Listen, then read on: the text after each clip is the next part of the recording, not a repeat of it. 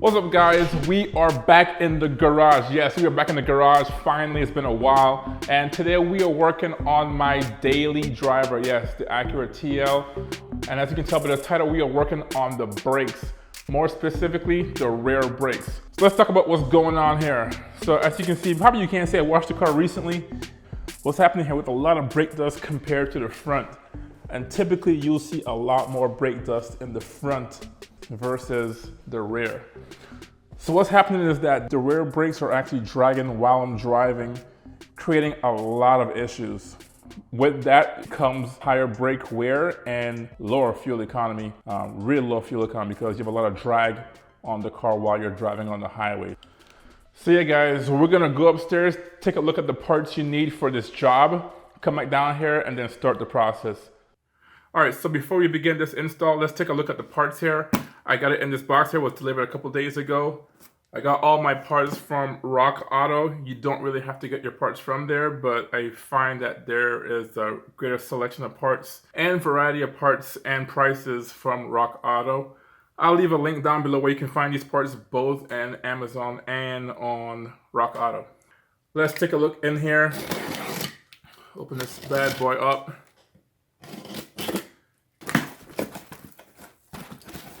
All right, the first thing I see here is the caliper, which is pretty cool because you typically don't have to replace that, but in my case, my caliper is the main culprit. The main culprit for why we're doing this brake change today. Second thing you notice here as well is that I have a series of parts. It was a quite of a balance between quality of parts and price point, which is, I think, a really good idea if you know what you're looking for, and the price point was really fine. We have here Dorman. This is a pretty cool brand. This looks like, I think this is hardware. We're changing also the parking brake for the rear system, which is internal. Here are my brake pads.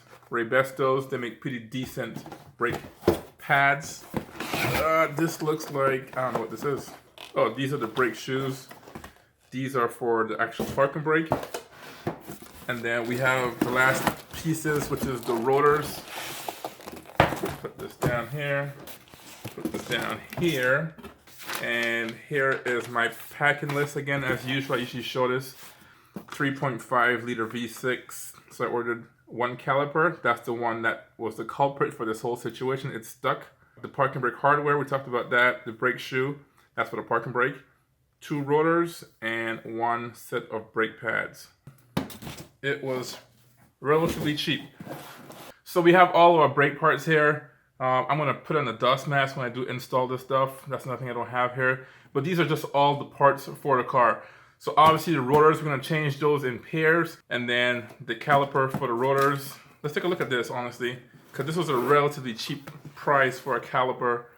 And there were actually cheaper options there as well. I went with something that was middle of the road. And here's the hardware.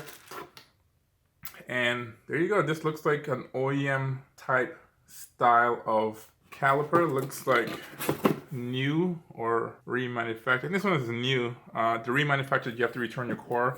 And this one also has the anti-rust, I guess, protection on it. There's a layer of, I guess, spray or material coating on this, and that inhibits rust. So hopefully that works. I plan to spray this black anyways because the other caliper in my car is black as well. So, but everything looks pretty new and nice and clean in here, which is, I won't say surprising because the price was so cheap. This is the part where you might want to have a dust mask because you're dealing with different quality materials. This one is covered pretty well though, so they're pretty bigger than I expected. These are your brake shoes. These are what are going to engage the parking brake when you pull the parking brake lever. And these are like old school type of drum brakes type of shoes. And that is going to be a hassle to change. I can tell you that right now. With that said, we have all the accessories for that because I didn't want to replace or reuse. So I didn't want to reuse all the old hardware in the actual parking brake system, the drums. I bought all the accessories for it. We have all these adjusting screws and springs in here. That's gonna be fun, guys. I don't know. So we'll go outside go back to the garage and then get this thing started. Let's go. All right, guys, those were the parts. And now we're gonna talk about the tools that we need to get this job done as well. That's just as important as the parts itself. So let's take a look. Let's start from the left. We need a jack. So this is the factory jack. You can use this to raise your car. I have a hydraulic jack right here. I'll be using the hydraulic jack instead. Having said that, once the car is jacked up, you want to put the car on jack stands. Never rely on your factory jack or a hydraulic jack to keep the car in the air. Always put the car on jack stands. The next thing you need is a general toolkit. These are very, very cheap and affordable. I got this one from Walmart. So just some general tools. You don't know what you need, but there's a variety of sockets and wrenches. That is probably the most important thing that you need to get this job done. I have my wrench here. This is an open end wrench, combination wrench. Typically you'll find these also included in your general toolkit. Next thing you need is a caliper press tool. So this is a very fancy one. They make this very cheap. You can get this for like $10, but this was a very expensive one from BMW.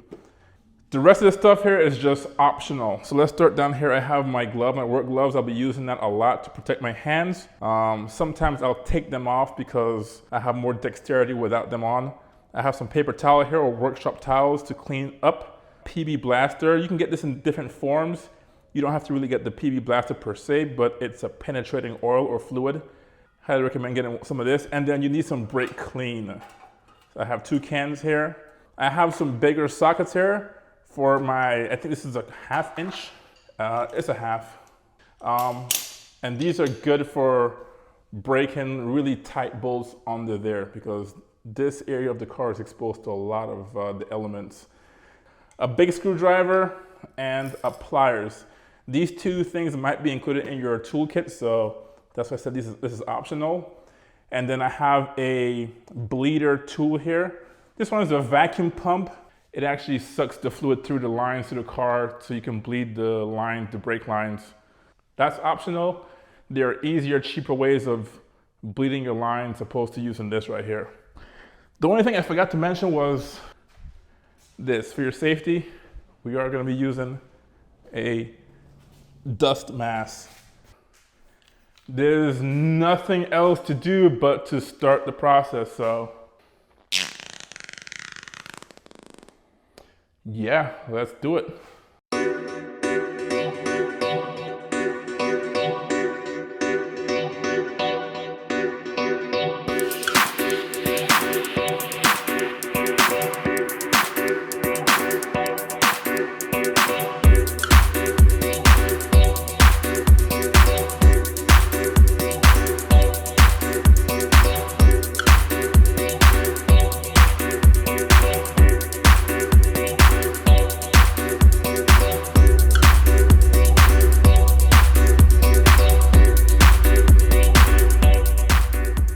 All right, we are back here. Take that off. Let's get a little closer here. All right, this is what we're working with. And you can see that brake pad looking spot there.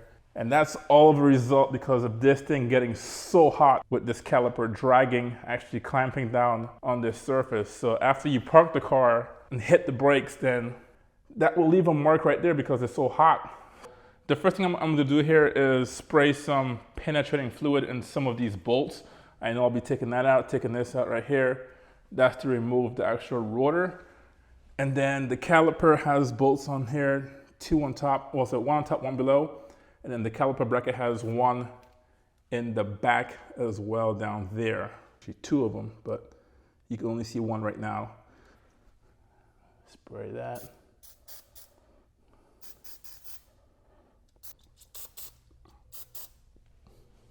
This thing is strong, guys, as well, so make sure you're in a very ventilated area. I'm about to open the garage right now and let some of this penetrating fluid escape the garage so we can have some proper ventilation.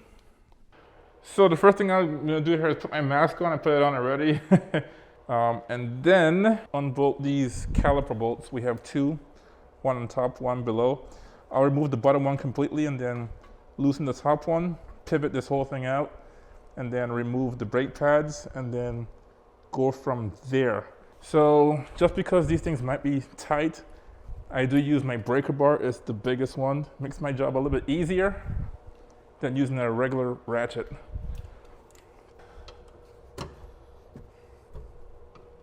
There it goes.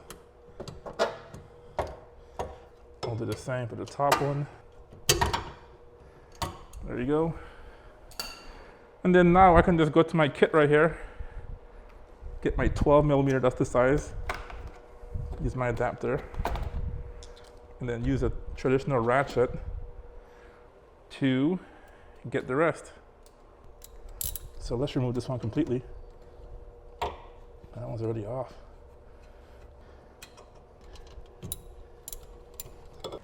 Now that I have the bottom one removed, take my big old screwdriver and just pry this up. Technically I can remove both. I think I'll just move both.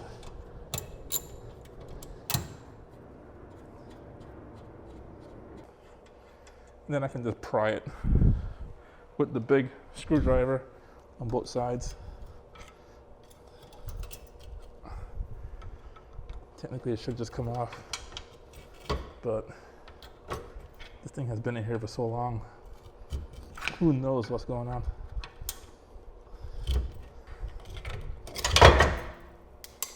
All right. You can definitely see that caliper is rusted out. The seals are all damaged. So, thank goodness we're changing this thing. You can secure this caliper anywhere by putting it back here, and it will stay there. We don't want to damage the lines because we'll have to reuse the brake lines for sure. Next thing we're going to do is remove the caliper bracket, because we can't remove the rotor, this spinning thing right here, without removing this bracket. Now that one is a 14mm socket. These are on usually really tight, so I'll definitely need a breaker bar. To show you where those bolts are, they're back here. Right there. And then one down here, the bottom one. So we're gonna remove those.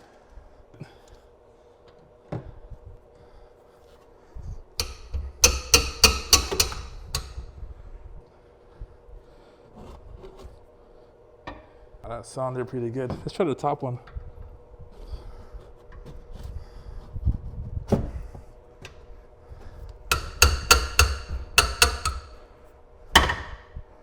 I think I can use a ratchet at this point. Wow, that's still pretty tough.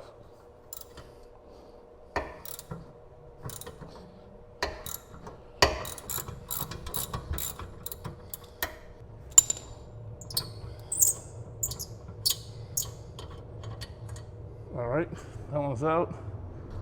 And then the top one should be easy.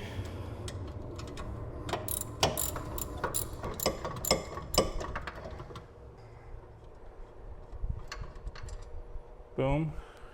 All right. So we just removed the caliper brackets. This thing should just slide off, hopefully. There it is. Comes off. And that's it. Now the brakes are off, the caliper is off, the caliper bracket is off. We're off to a good start. These are what holds the rotor onto the hub. And you could use a traditional screwdriver, Phillips screwdriver, and then just turn that with your hand.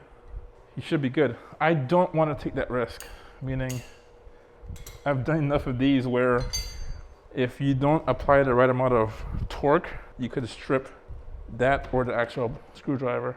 So I'm gonna use the ratchet to take it off. So I take a 6.5mm. You can see there's a hole on top there. Just put my Phillips in there, attach this to my socket. Now you have the torque, the power. I'm gonna put the extension on there too. And there you go. You have a screwdriver with a ratchet. So I have the arm for great torque. Let's see if we can get this in the first try. Here we go. Put a lot of force in there. Oh, that's not good. The same thing I tried to avoid is what happened. Let's try the bottom one. Wow. Okay. That's not good either. So you can see it's trying to strip that nut or that bolt, and those two have to be removed in order for me to get this rotor off. I'll have to keep trying. The next thing I can also do is, if worse comes to worse, and that might happen, is I might have to slit this with a Dremel and then use a flathead screwdriver to get it out. Okay, I'll get busy and let you know what happens.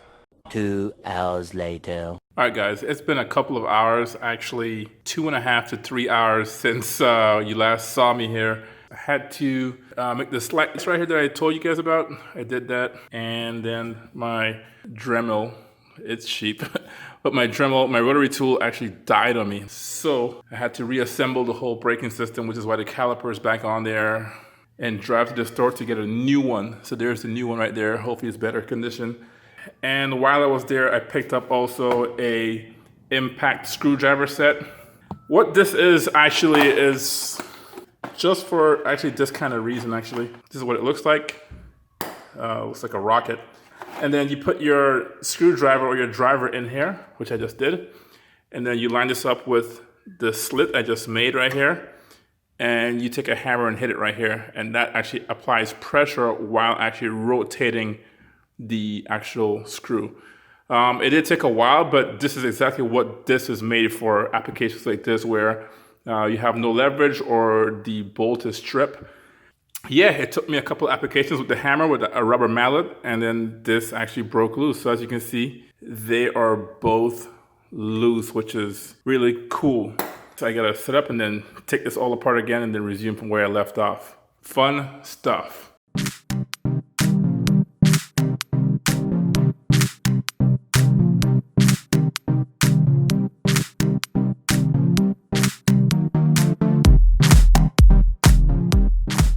Okay guys, we are back where we left off. We spent a lot of time yesterday trying to get these bolts off. They're back on here and they're already broken from yesterday. So we did the hard work of using the impact driver to get this thing off. So we're just gonna take these two screws off, and unfortunately, we are gonna have to reuse them again.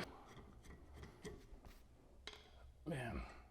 And that's it. In theory, this should come off pretty easily. Some cars don't even have these two bolts to hold the rotor onto the hub. So in theory, all we're gonna do here is just pull this off.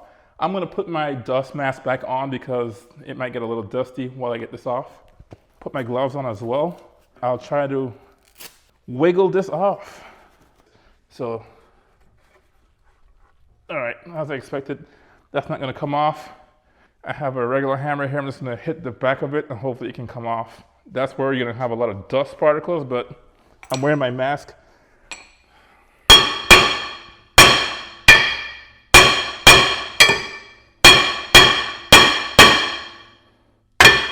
All right, that's not coming off either.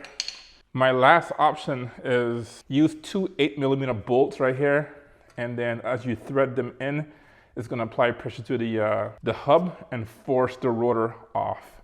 If you don't have the 8mm bolts, you have this brake line right here, and you can actually just borrow these two bolts. These two bolts here are 8mm, two of them, and it's the perfect size for this right here.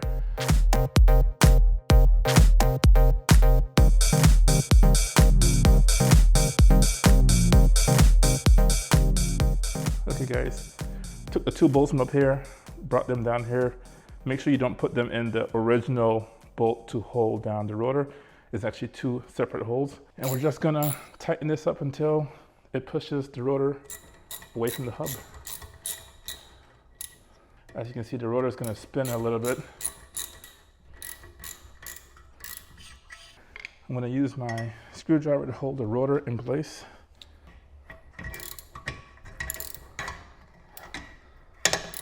All right, you can actually hear the rotor popping out from the hub, which is a good thing.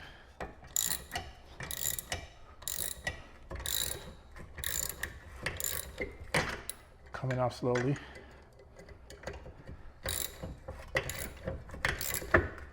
All right, I think it just popped. Yeah, it's off. So I'll take the bolts back off. Pretty cool. That was there by design.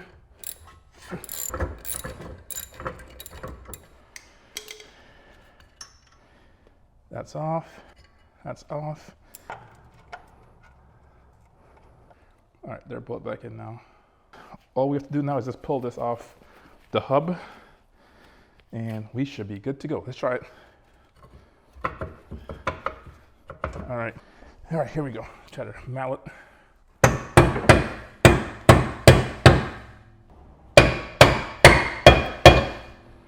All right, it's almost off. There it is. So anyways, pull this off and boom, there you go. Look at this old thing. Yeah, it's pretty bad. A lot of brake dust in there as well. What we're gonna do here is just clean the components first before we touch it. There's a lot of brake dust in there, as you can see. We'll just put like a container down there, a little pail. I'll use a plastic bag and then spray this with brake clean, get all the dust out of here with the brake clean, and then we can start working on this brake shoe and get it changed.